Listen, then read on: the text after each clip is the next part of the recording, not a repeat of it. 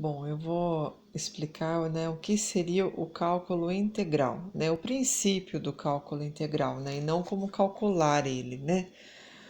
Ele foi inventado por Isaac Newton e pelo Leibniz, né.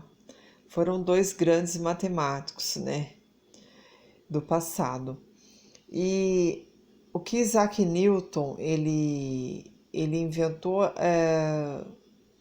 transformou o cálculo que a gente vê hoje, né? Porque antes disso não existia como calcular áreas curvas, né? E através desse cálculo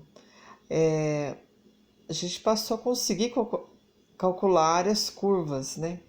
E esse cálculo é usado na engenharia, na arquitetura até hoje. Hoje teve alguns aprimoramentos, né? Mas o princípio foi por Isaac Newton. Então, o que seria esse cálculo? É uma função de y e uma função de x. Uma função de y e uma função de x, como a gente está vendo aqui. E o começo da área, simbolizada aqui por A, pelo B. Eu vou calcular essa área aqui, que antes seria impossível. O que Isaac Newton ele teve de ideia? Ele pensou em dividir essa área em retângulos para saber a aproximação do que seria essa área. A gente vê aqui pelo desenho que retângulos, olha, dá para se ter uma ideia da área total, né? Então, eu multiplicaria a base vezes a altura, bases vezes a altura de cada retângulo. Se eu conseguisse dividir em retângulos cada vez menores, eu teria mais probabilidade de chegar à área total, né, com mais exatidão, né? Essa é a fórmula do como é representado o cálculo, né, que foi por Isaac Newton, né?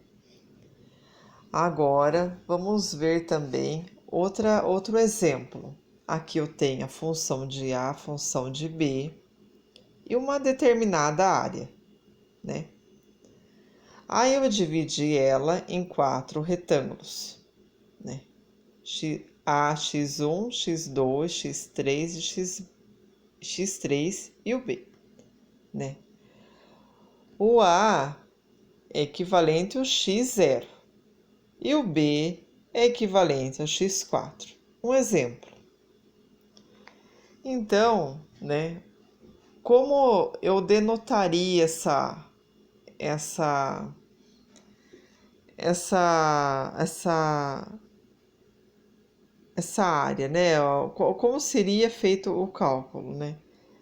Então, esse é o simbolismo, né, da área, né, aproximadamente função de A, que é o x1 menos o A, mais função de x1, que é o x2 menos o x1, mais função de x2 é igual a x3 menos x2, mais função de x3, que é igual a b menos x3.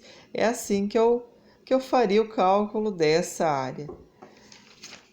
E se eu quisesse ter uma área mais exata do que seria, né,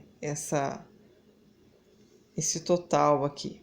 Vamos supor que eu dividisse em 4 retângulos. Olha, seria mais exato.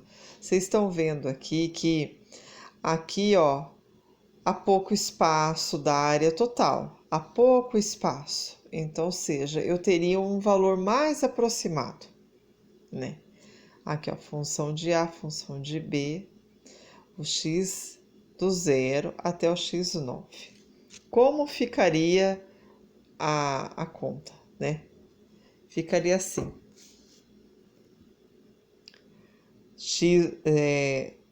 Esse é simbolizando o cálculo integral, né? SA, o valor aproximado de 8 e o i igual a 0.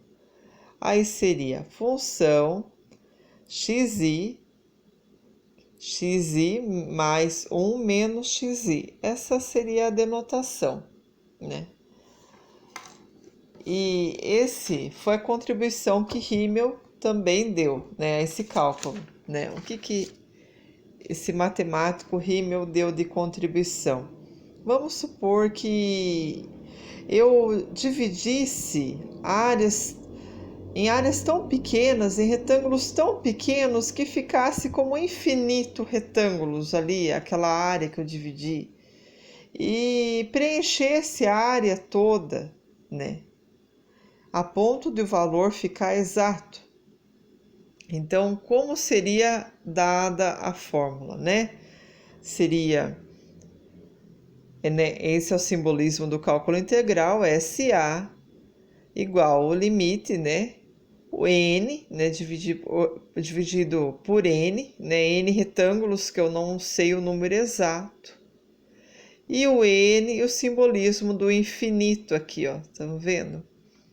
E aí a função xi, fecha parênteses, depois abre parênteses o xi mais 1 menos xi. E o i equivale ao zero, né? A função i equivale ao zero. Depois, né, agora, o que seria o cálculo integral? Como é a conta, né, a fórmula, né, que sempre está presente no cálculo integral, né? É o A, aqui sempre vai ser o A e o B, né? Então, é sempre o B menos o A, é sempre assim que eu faço, B menos o A, para saber a área. Função de x vezes dx, igual, né? Função de B primitiva, né? Primitiva de B menos primitiva de A. Assim é denotado, né, o cálculo integral.